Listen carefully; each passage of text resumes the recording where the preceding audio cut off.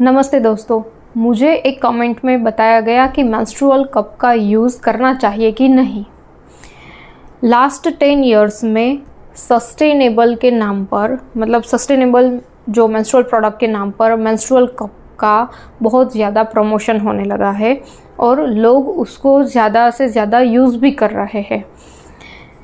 Sustainable products में एक menstrual cup आता है और दूसरा है कॉटन पैड्स और या जो भी क्लॉथ पैड्स हम बोलते हैं। लेकिन मेंस्ट्रुअल कप जो है डिस्मेनोरिया में भी अच्छी इफ़ेक्ट देता है, क्योंकि उसकी सक्शन इफ़ेक्ट की वजह से वो डिस्मेनोरिया भी रिलीव करता है। इसकी वजह से इसका और कहीं पे भी आप इजीली यूज़ कर सकते हैं एंड रिमूव करके अगेन इंसर्ट कर सकते हैं। तो इसकी ये सब एडवांटेज की वजह से लोग इसका यूज़ बहुत ज़्यादा करने लगे हैं। लेकिन इसके एडवांटेज के सामने एक डिसएडवांटेज भी बहुत बड़ा है। मैं एज एन आयुर्वेद गायनेकोलॉजिस्ट में इसका प्रयोग आपको करने के लिए मना कर रही हूँ, क्योंकि आयुर्वेद के हिसाब से जैसे कि आपका मेंस्ट्रुअल जो ब्लड फ्लो है वो नीचे की ओर रहता है, अपान वायु की जो प्रवृत्ति रहती है वो नीचे की ओर रहती है। अब जब बहती नदी में अब आप बांध डाल देते हैं करते हैं तो ऊपर पानी भरना शुरू हो जाता है। तो मेंस्ट्रुअल कप कुछ इसी प्रकार से काम करता है। आप वजाइना में इसको फिट कर देते हैं तो यहाँ से वो ब्लड फ्लो एक्यूमुलेट होना शुरू हो जाता है।